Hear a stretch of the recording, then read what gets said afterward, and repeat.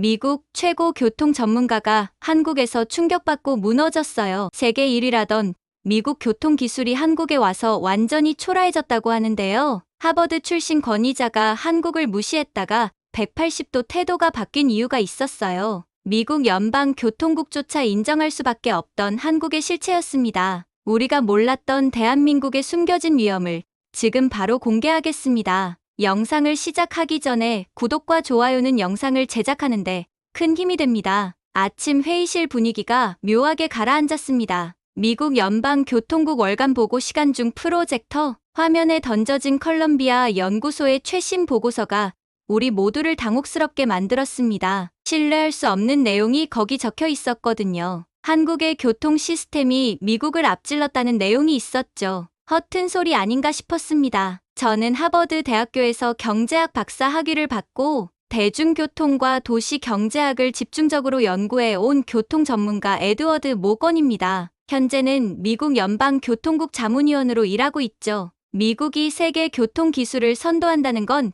의심할 여지가 없는 사실이라고 믿어왔습니다. 모건 박사님, 어떻게 생각하십니까? 라이트 국장이 갑자기 제게 시선을 돌렸습니다. 회의실 내 모든 이들의 시선이 저에게 집중됐고요. 글쎄요, 한국이 우리 시스템을 많이 따라했다는 건 알고 있지만 앞선다는 건 말이 안 되는 것 같아요. 해당 데이터가 편향되거나 표본이 제한적이었을 가능성이 높다고 생각합니다. 제 생각을 솔직하게 말했습니다. 회의실에서 몇몇 고개를 끄덕이는 모습이 보였죠. 하지만 라이트 국장의 표정은 심각했습니다. 보고서에 따르면 무인운전, 지하철 안정성, 고속도로, 자동결제 시스템 등 다양한 분야에서 한국이 우리보다 효율적인 시스템을 구축했다고 합니다. 특히 이동시간과 비용 대비 효율성 부분에서 상당한 차이가 난다는군요. 국장이 보고서를 넘기며 말했습니다. 차트와 그래프는 냉정했고 데이터상으로는 분명 미국보다 한국의 성과가 두드러져 보였습니다. 모건 박사, 직접 한국에 가서 현실을 보고 와주세요. 이게 단순 오해인지 진짜 혁신인지 알아야겠습니다. 우리가 뒤처지고 있다면 배울 점은 겸허히 받아들여야 할 테니까요. 예상치 못한 제안이었습니다. 순간 회의실이 조용해졌습니다. 동료들은 저를 주목했고 몇몇은 의아한 표정을 짓기도 했죠. 하지만 교통 시스템 연구에 인생을 바쳐온 제가 한국의 기술을 평가한다는 건 흥미로운 과제임은 분명했습니다. 제가 직접 가보겠습니다. 사실을 확인하고 보고 드리죠. 대답은 빨랐지만 속으로는 의구심이 가득했습니다. 미국과 비교할 수 없이 작은 나라가 어떻게 세계 최강국의 교통 시스템을 앞설 수 있을까요? 설마 하는 마음이 컸지만 연구자로서의 호기심은 점점 커져갔습니다. 회의가 끝나고 사무실로 돌아와 한국에 대해 검색하기 시작했죠. 높은 인구 밀도, 빠른 디지털화, 효율적인 대중교통까지 기초 자료를 살펴볼수록 이 작은 나라에 대한 관심이 커져갔습니다. 그 다음 주 한국으로 향했고 인천국제공항에 발을 디디는 순간부터 뭔가 달랐습니다. 깔끔하게 정돈된 넓은 공간, 빠르게 움직이는 자동화 시스템, 그리고 여행객들을 위한 직관적인 안내 표지판까지 첫인상부터 기대 이상이었죠. 입국장을 나오자 한국교통공단 소속 이진우 박사가 저를 맞이했습니다. 모건 박사님, 먼 길 오시느라 고생 많으셨습니다. 이진우입니다. 한국교통 시스템 투어를 담당하게 되었죠. 이진우 박사는 차분하고 단정한 인상으로 영어도 유창했고 전문적인 지식이 묻어나는 말투였습니다. 차를 타고 서울로 향하는 동안 한국 교통의 발전사에 대해 간략히 설명해 주었죠. 오늘은 먼저 무인 운전 지하철을 체험해 보시고 오후에는 UAM 실증 현장을 방문할 계획입니다. 미국에도 있겠지만 한국의 특색을 느껴보셨으면 합니다. 이진우의 자신감 넘치는 설명의 내심. 그래, 얼마나 대단한지 두고 보자는 생각이 들었죠. 서울 시내로 들어서자 곧바로 신분당선역으로 향했습니다. 개찰구를 지나 플랫폼에 도착했을 때 가장 먼저 눈에 띈 것은 스크린도어였습니다. 모든 역사에 완벽하게 설치되어 있었죠. 미국의 일부 도시에도 스크린도어가 있긴 하지만 이렇게 모든 역에 설치된 곳은 드물죠. 이진우 박사의 말에 고개를 끄덕였습니다. 뉴욕이나 시카고의 지하철역을 생각하면 확실히 다른 풍경이었어요. 곧 열차가 도착했고 놀라운 점은 운전석이 없다는 것이었습니다. 완전 무인 자동화 시스템이었습니다. 9호선은 2011년부터 무인 운전을 시작했습니다. 현재 서울 지하철 9개 노선 중 4개가 무인 시스템으로 운영되고 있죠. 열차 내부는 깨끗했고 디지털 디스플레이를 통해 다음 역과 환승 정보가 한국어와 영어로 안내되고 있었습니다. 정확히 스케줄대로 움직이는 열차에 감탄했지만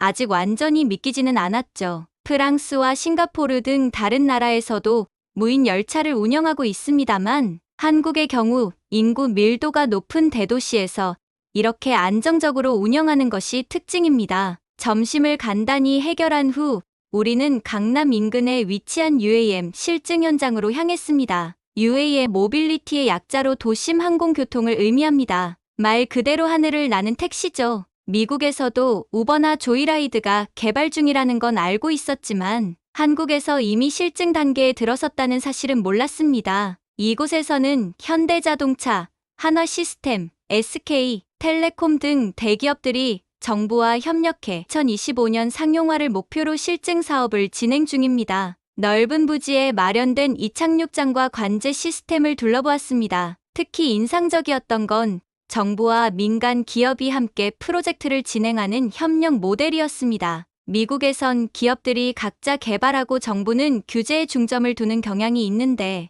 여기선 정부가 적극적으로 참여하면서도 기업의 혁신을 장려하는 모습이었죠. 내년부터는 서울 도심과 인천공항을 잇는 노선을 시범 운행할 계획입니다. 지상교통으로는 1시간 넘게 걸리는 거리를 30분 이내로 줄일 수 있죠. 실제 기체가 시범 비행하는 모습을 보며 놀라움을 감추지 못했습니다. 물론 미국에서도 비슷한 연구가 진행 중이지만 이렇게 구체적인 계획과 함께 실증까지 진행 중인 건 분명 앞서 나가는 모습이었죠. 아직 첫날이었고 앞으로 더 많은 것을 확인해 봐야 했지만 제 고정관념이 조금씩 흔들리기 시작한 건 사실이었죠. 다음 날 아침 서울 강남 한복판에서 하루를 시작했습니다. 이진우 박사는 오늘은 보행자 중심의 도심, 교통혁신을 보여주겠다며 저를 분주한 출근길 횡단보도로 안내했습니다. 횡단보도 앞에 서자 가장 먼저 눈에 들어온 것은 신호등이었습니다. 빨간불이 켜져 있었는데 숫자가 함께 표시되고 있었습니다. 초 단위로 정확하게 남은 시간을 알려주고 있었죠. 이것은 한국의 카운트다운 신호등입니다. 모든 신호등에 남은 시간을 표시해 보행자가 기다려야 할 시간을 정확히 알 수 있죠. 미국에도 일부 도시에서 보행 신호 카운트다운은 있습니다만 차량 신호까지 이렇게 적용한 곳은 드물죠. 제 말에 이진우 박사는 고개를 끄덕였습니다. 한국은 보행자 안전을 최우선으로 생각합니다. 2010년대 초반부터 전국적으로 빠르게 보급됐고 특히 노인과 어린이들에게 큰 도움이 됩니다. 신호가 바뀌고 우리가 횡단보도를 건너기 시작할 때 또 다른 특이점을 발견했습니다. 바닥에도 LED로 신호등과 동일한 색상이 표시되고 있었습니다. 빨간색에서 초록색으로 바뀐 바닥 신호가 보행자의 발 아래를 비추고 있었죠. 이건 바닥 신호등입니다. 스마트폰을 보며 걷는 사람들, 우리는 이들을 스몬비라고 부르는데요. 이런 보행자를 위해 바닥에도 동일한 신호를 표시합니다. 재미있는 아이디어였고 실제로 그 순간 한 중년 남성이 스마트폰에 집중한 채 걷다가 바닥에 빨간 신호를 보고 급히 멈추는 모습이 보였습니다. 독일이나 네덜란드 같은 나라에서도 일부 도시가 시범 운영 중이라고 들었습니다만 여기는 이미 꽤 광범위하게 설치됐고요. 서울시는 2020년부터 주요 횡단보도 600여 곳에 설치했습니다. 보행자 사고율이 이전보다 40가량 감소했다는 통계도 있죠. 통계를 듣자 더욱 관심이 생겼습니다. 신호 카운트다운 시스템은 단순히 편리함을 넘어 실질적인 안전 효과까지 있다는 이야기였으니까요. 강남역 주변을 걸으며 다양한 보행자 중심 시설들을 더 살펴보았습니다. 모건 박사님, 이런 디테일한 혁신들을 어떻게 보시나요? 사실 처음에는 별것 아니라고 생각했습니다. 신호등에 숫자 표시하고 바닥에 불 켜는 것이 무슨 대단한 혁신인가 싶었죠. 하지만 실제로 보니 이런 작은 변화들이 시민의 일상에 큰 영향을 미치는 것 같네요. 점심시간이 가까워지자 도로는 더욱 붐볐습니다. 그때 한 교차로에서 또 다른 흥미로운 시스템을 발견했습니다. 차량 신호등 옆에 설치된 작은 센서와 카메라였습니다. 저건 지능형 교통신호 시스템입니다. 실시간으로 교통량을 감지해 신호 주기를 자동으로 조절합니다. 출퇴근 시간대나 특별한 이벤트가 있을 때 특히 효과적입니다. 우리는 점심을 먹기 위해 한식당으로 향했습니다. 길을 걷는 동안 계속해서 한국의 교통 시스템에 대한 이야기를 나눴죠. 이진우 박사의 설명을 들으며 미국과 비교하게 되었습니다. 미국의 교통 시스템은 자동차 중심으로 설계되어 있는 반면 한국은 보행자와 대중교통 이용자를 우선시하는 느낌이었죠. 특히 인상적인 점은 기술 자체보다도 그것이 얼마나 실용적으로 적용되어 있는가 하는 점이었죠. 아직 완전히 인정하고 싶진 않았지만 이 작은 나라의 세심한 접근 방식이 점점 더 인상적으로 다가오고 있었습니다. 오후에는 대중교통 통합 시스템을 보여드리겠습니다. 아마 더 놀라실 겁니다. 이진우 박사의 자신감 넘치는 말에 내심 기대가 되었습니다. 도시 교통 시스템의 효율성은 제 연구 분야이기도 했으니까요. 점심 식사를 마친 후 이진우 박사는 작은 카드 한 장을 제게 건넸습니다. 이것이 T1이라고 불리는 한국의 교통카드입니다. 이 한 장으로 버스, 지하철, 택시까지 모두 결제할 수 있습니다. 카드를 받아들고 살펴보았습니다. 단순한 교통카드로 보였지만 이진우 박사의 설명에 따르면 이 작은 카드 안에 한국 대중교통의 핵심 철학이 담겨 있다고 했습니다. 체험해보면 더 이해가 빠를 겁니다. 지금부터 서울의 대중교통을 이용해 한 바퀴 돌아보겠습니다. 우리는 가까운 버스 정류장으로 향했습니다. 정류장에 도착하자 전광판에 실시간으로 버스 도착 시간이 표시되고 있었습니다. 놀라운 점은 도착 예정 시간뿐만 아니라 현재 버스 내부의 혼잡도까지 함께 보여주고 있다는 것이었죠. 미국에도 실시간 버스 도착 정보 시스템이 있긴 하지만 버스 내부 혼잡도까지 보여주는 경우는 드문데 놀랍네요. 한국은 대중교통 이용자의 편의를 최우선으로 생각합니다.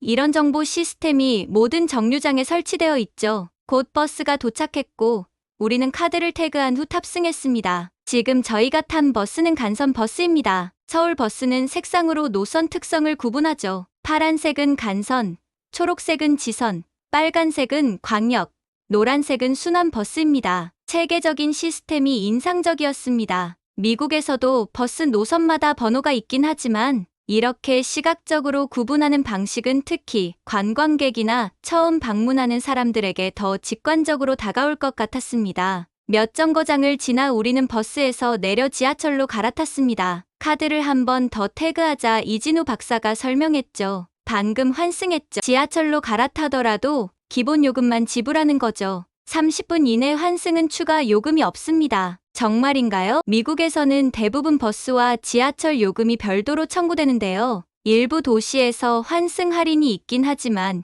이렇게 완전히 통합된 경우는 드물죠. 한국의 교통정책은 대중교통 이용을 장려하는데 초점을 맞추고 있습니다. 이동 횟수가 아닌 출발지에서 목적지까지의 총 이동거리를 기준으로 요금을 부과하죠. 그래서 환승 시 추가 비용이 발생하지 않습니다. 지하철역에서 내려 다시 버스로 갈아탄 후 한강이 내려다 보이는 카페에 도착했습니다. 창밖으로 한강을 바라보며 오늘 경험한 한국의 대중교통 시스템을 정리해 보았습니다. 통합요금제, 실시간 정보 제공, 편리한 환승 시스템, 모든 것이 이용자 중심으로 설계되어 있다는 점이 인상적이었습니다. 이런 식의 편의성은 대중교통 이용을 더욱 활성화시킬 것 같습니다. 실제로 대중교통 이용률은 어떤가요? 서울 시민의 약 80%가 대중교통을 이용합니다. 특히 출퇴근 시간대에는 그 비율이 더 높아지죠. 미국 대도시와 비교하면 놀라운 수치였습니다. 뉴욕이나 시카고 같은 대중교통이 발달한 도시에서도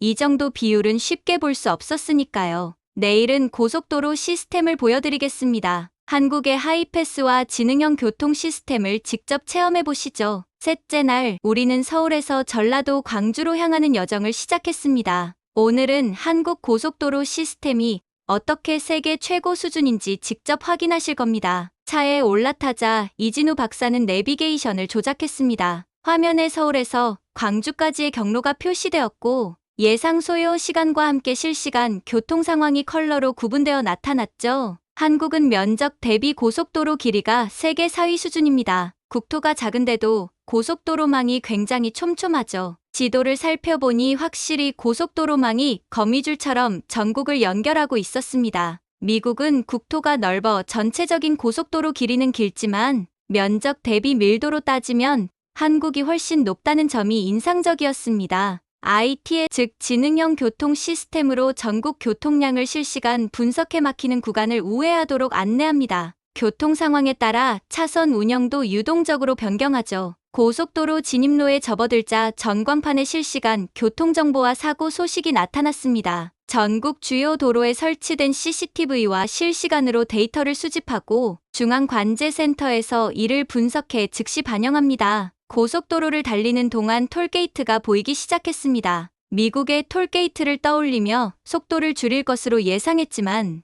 우리는 시속 60km 정도의 속도로 톨게이트를 그대로 통과했습니다. 차량 앞 유리창에 부착된 작은 단말기에서 삐 소리가 났을 뿐 정차나 감속 없이 부드럽게 통과했습니다. 이것이 한국의 하이패스 시스템입니다. 무선 통신으로 자동 요금 결제가 이루어지죠. 현재 하이패스 이용률이 10%에 육박해 톨게이트 정체가 거의 없습니다. 한국은 2007년부터 하이패스를 도입했고 정부 정책으로 적극 장려했습니다. 현재는 신차 출고 시 대부분 하이패스가 기본 장착됩니다. 이런 대화를 나누는 도중에도 우리는 꾸준히 시속 100km 이상의 속도로 주행하고 있었습니다. 도로 상태가 매우 양호했고 각 차선이 명확히 구분되어 있었습니다. 특히 눈에 띈 것은 갓길 관리의 철저함이었습니다. 갓길이 아주 깨끗하게 관리되고 있군요. 미국 고속도로에선 종종 쓰레기나 타이어 파편 등이 보이는데 말이죠. 한국 고속도로는 24시간 순찰 시스템을 운영하고 있습니다.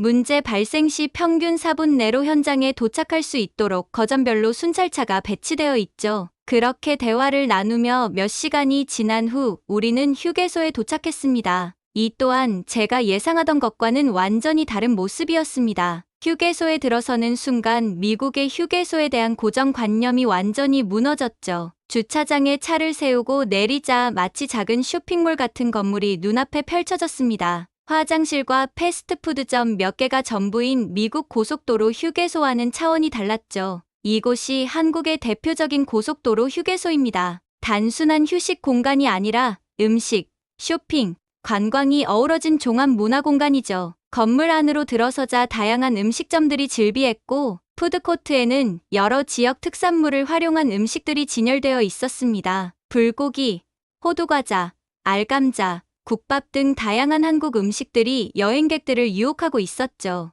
이게 정말 휴게소 음식인가요? 미국에서는 상상할 수 없는 퀄리티입니다. 한국 휴게소는 음식 맛집으로도 유명합니다. 각 지역 특색을 살린 음식들을 판매하죠. 일부 휴게소는 그 자체로 관광 명소가 되기도 합니다. 실제로 많은 가족 단위 여행객들이 음식을 즐기며 휴식을 취하고 있었습니다. 단순히 화장실을 이용하고 떠나는 것이 아니라 휴게소 자체가 여행의 한 부분으로 즐기는 문화가 인상적이었습니다. 음식 구역을 지나 지역 특산물을 판매하는 코너가 나왔습니다. 여기는 각 지역 특산물 판매장입니다. 여행자들이 지역 특산품을 구매할 수 있도록 한 것이죠. 농가와 직거래로 신선한 제품을 저렴하게 구입할 수 있습니다. 특산물 코너를 지나 밖으로 나오자 또 다른 놀라운 시설이 눈에 들어왔습니다. 전기차 충전소였죠. 여러 대의 전기차가 충전 중이었고 충전 상태를 확인할 수 있는 디지털 패널이 각 충전기마다 설치되어 있었습니다. 모든 휴게소에 전기차 충전소가 설치되어 있다니 인프라 구축이 정말 빠르군요. 한국은 2025년까지 모든 휴게소에 급속 충전기를 설치하는 것을 목표로 하고 있습니다. 현재는 약 85% 정도가 완료된 상태죠. 또한 휴게소 한쪽에는 드라이브스루 창구가 마련되어 있었습니다. 차에서 내리지 않고도 음식을 주문하고 받을 수 있는 시스템이었습니다. 이것은 코로나19 이후 더욱 활성화된 서비스입니다. 특히 혼자 여행하는 사람들에게 인기가 많습니다. 휴게소를 둘러보면서 미국의 휴게소와 비교하지 않을 수 없었습니다. 미국 고속도로 휴게소는 대부분 패스트푸드점과 편의점이 전부인 경우가 많기 때문에 화장실을 이용하고 간단히 식사한 후 빨리 떠나는 장소로 인식되는데요. 하지만 한국의 휴게소는 그 자체로 목적지가 될 만한 공간이었습니다. 이 정도면 장거리 여행을 즐거운 여행으로 만들 수 있을 것 같군요. 특히 아이들이 있는 가족들에게는 큰 도움이 될 것 같습니다. 맞습니다. 한국인들에게 고속도로 휴게소는 단순한 휴식 공간을 넘어 여행의 즐거움을 더해주는 장소입니다. 최근에는 전망대, 캠핑장, 그리고 화물차, 기사님들을 위한 샤워 시설까지 다양한 부대 시설을 갖춘 휴게소도 늘어나고 있죠. 다시 차에 올라타 광주를 향해 출발했습니다. 인정하기 싫었지만 한국의 고속도로 시스템과 휴게소 문화는 확실히 미국보다 앞서 있었습니다. 특히 이용자 중심의 세심한 서비스는 배울 점이 많았죠. 그렇게 광주까지의 일정을 마치고 다시 서울로 돌아오는 길이었습니다. 도시 외곽에서 시내로 들어오던 중 갑자기 뒤에서 사이렌 소리가 들려왔죠. 백미러로 확인해 보니 구급차가 빠르게 다가오고 있었습니다. 그때 놀라운 광경이 펼쳐졌습니다. 우리 앞에 있던 모든 차량이 마치 약속이라도 한 듯 일제히 양옆으로 길을 비켜주었죠. 좌우로 갈라지는 자동차들 사이로 구급차가 빠르게 지나갔습니다. 그것도 단 몇 초 만의 말이죠. 방금 무슨 일이 일어난 건가요? 마치 모세의 기적처럼 차들이 갈라졌는데 믿기 어렵네요. 한국의 긴급 차량 우선 시스템입니다. 구급차나 소방차가 출동하면 주변 차량 운전자들에게 자동으로 알림이 전송되죠. 더 놀라운 건 그 다음이었습니다. 구급차가 교차로에 접근하자 빨간불이었는데 신호등이 자동으로 녹색으로 바뀌었죠. 구급차는 정차 없이 교차로를 통과했습니다. 신호등까지 자동으로 바뀌나요? 네. 구급차나 소방차가 접근하면 해당 구간의 신호등이 자동으로 녹색으로 전환됩니다. 긴급 상황에서 골든타임을 확보하는데 큰 도움이 되죠. 한국에서의 마지막 일정으로 우리는 서울 종로구에 위치한 소방서를 방문했습니다. 이곳에서 긴급 차량 우선 시스템에 대해 더 자세히 알아보기로 했습니다. 소방서 관계자가 우리를 맞이했습니다. 서울소방 재난본부 류승용 팀장입니다. 미국에서 오신 교통 전문가시죠? 우리 시스템에 관심을 가져주셔서 감사합니다. 류승용 팀장은 서울시 긴급 차량 관제 시스템의 작동 원리를 상세히 설명해 주었습니다. 대형 모니터에는 실시간으로 서울 전역에서 출동 중인 구급차와 소방차의 위치가 표시되고 있었죠. 저희 긴급 차량 출동 평균 도착 시간은 4분대입니다. 출동 요청이 들어오면 가장 가까운 차량이 즉시 출동하고 교통 상황에 따라 최적의 경로를 실시간으로 안내받죠. 미국의 경우 대도시 평균 출동 시간이 78분 정도인데 4분대라는 건 정말 인상적인 기록이네요. 기술적인 시스템도 중요하지만 더 중요한 건 시민들의 협조입니다. 한국 운전자들은 긴급 차량을 보면 즉시 길을 비켜주는 문화가 형성되어 있어요. 이는 법적 의무이기도 하지만 무엇보다 사회적 책임감으로 자리 잡았습니다. 소방서를 둘러보던 중 갑자기 출동벨이 울렸습니다. 소방관들이 신속하게 장비를 착용하고 차량에 탑승하는 모습을 지켜보았습니다. 모든 과정이 체계적이고 신속했습니다. 괜찮으시면 저희와 함께 출동해 보시겠습니까? 물론 위험한 현장은 아니고 단순 안전 점검 출동입니다. 류승용 팀장의 제안에 흔쾌히 수락한 후 소방차에 올라탔습니다. 내비게이션 화면에 최적 경로가 표시되었고 앞으로의 신호등 상태까지 미리 보여주고 있었죠. 출동 사이렌이 울리자 마법처럼 도로 위 차들이 양옆으로 갈라졌습니다. 신호등은 우리가 지나갈 때마다 자동으로 녹색으로 바뀌었고 내비게이션은 실시간으로 교통 상황을 업데이트했죠. 정말 놀랍군요. 이런 시스템이 실제 응급 상황에서는 생명을 구하는 결정적인 역할을 하겠습니다. 그렇습니다. 심정지 환자의 경우 45분이 생사를 가르는 골든타임입니다. 이 시스템 덕분에 저희 생존율이 크게 향상되었습니다. 소방서로 돌아온 후 류승용 팀장은 추가 자료를 보여주었습니다. 시스템 도입 전후의 출동 시간과 환자 생존율 비교 데이터였는데 눈에 띄게 향상된 수치가 확인되었습니다. 기술도 놀랍지만 시민들이 자발적으로 길을 터주는 배려가 더 대단하네요. 미국에서도 응급 차량의 길을 양보하는 건 기본이지만 이렇게 체계적이고 모든 사람이 일사불란하게 움직이는 모습은 처음 보았습니다. 이건 단순한 시스템이 아니라 시민의식과 기술이 결합된 결과입니다. 한국인들의 공동체 의식과 질서 의식이 이 시스템을 더욱 효과적으로 만들었다고 생각합니다. 류승용 팀장의 말이 가슴에 와닿았습니다. 기술만으로는 이룰 수 없는 것들이 있죠. 시민들의 협조와 사회적 합의가 뒷받침되어야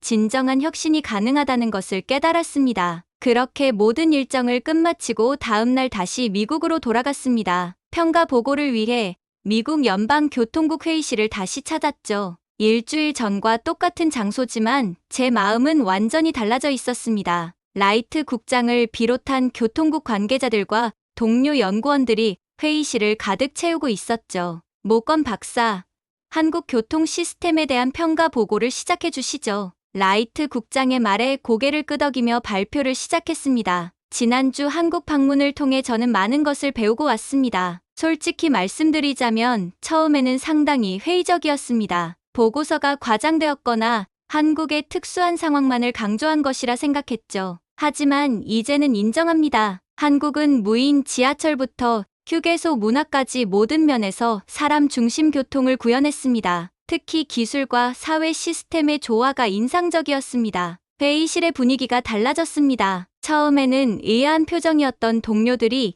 이제는 진지하게 메모를 하며 경청하고 있었죠. 놀라운 점은 규모가 아니라 효율성입니다. 미국은 더 광활한 국토에 더 많은 도로와 교통 인프라를 갖추고 있지만 한국은 제한된 국토에서 최대한의 효율을 이끌어내는 데 집중했죠. 한국의 성공 요인을 3가지로 요약할 수 있습니다. 첫째, 이용자 중심의 설계 철학. 둘째, 정부와 민간의 효과적인 협력. 셋째, 기술 혁신과 사회적 합의의 조화입니다. 동료 중 한 명이 질문했습니다. 그렇다면 우리가 배울 수 있는 구체적인 시스템은 무엇이라고 생각하십니까? 하이패스 전면 보급, 스마트 톨링, 긴급 차량 우선 시스템, 통합 환승 카드까지 이 모든 것을 우리도 참고해야 합니다. 특히 하이패스 보급률을 높이고 스마트 톨링을 도입한다면 연간 수십억 달러의 사회적 비용을 절감할 수 있을 것입니다. 또 다른 동료가 손을 들었습니다. 한국 시스템을 그대로 도입하기는 어렵지 않을까요? 미국은 국토 규모도 크고 도시 구조도 다르니까요. 물론 맞는 말씀입니다. 그래서 저는 한국 시스템을 그대로 복제하는 것이 아니라 그들의 철학과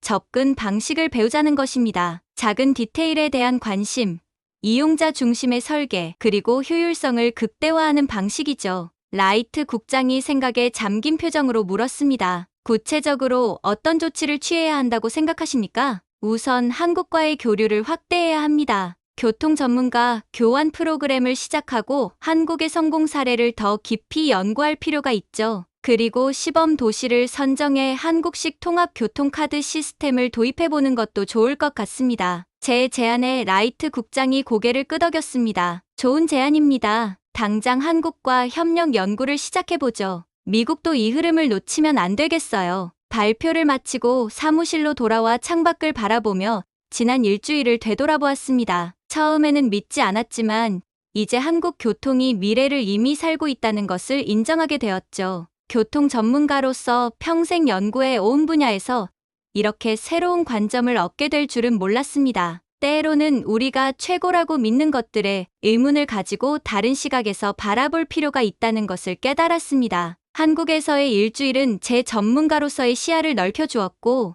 더 나은 교통 시스템을 위한 새로운 비전을 갖게 해주었죠. 때로는 작은 나라에서 큰 배움을 얻을 수 있다는 진리를 다시 한번 깨달은 소중한 경험이었습니다. 자, 오늘의 이야기는 여기까지입니다. 오늘 우리는 세계가 부러워하는 한국의 기술력을 다시 한번 확인했습니다. 하지만 기술만큼 중요한 것은 그 기술을 받아들이고 활용하는 우리의 문화였습니다. 이는 우리에게 자부심과 함께 더 나은 미래를 향한 도전 정신을 일깨워 주었으며 우리는 앞으로도 계속 발전하며 세계를 선도해 나갈 것입니다. 오늘도 끝까지 함께해 주셔서 감사합니다. 재미있게 보셨다면 구독과 좋아요 부탁드립니다. 다음에도 따뜻한 이야기로 찾아뵙겠습니다. 감사합니다.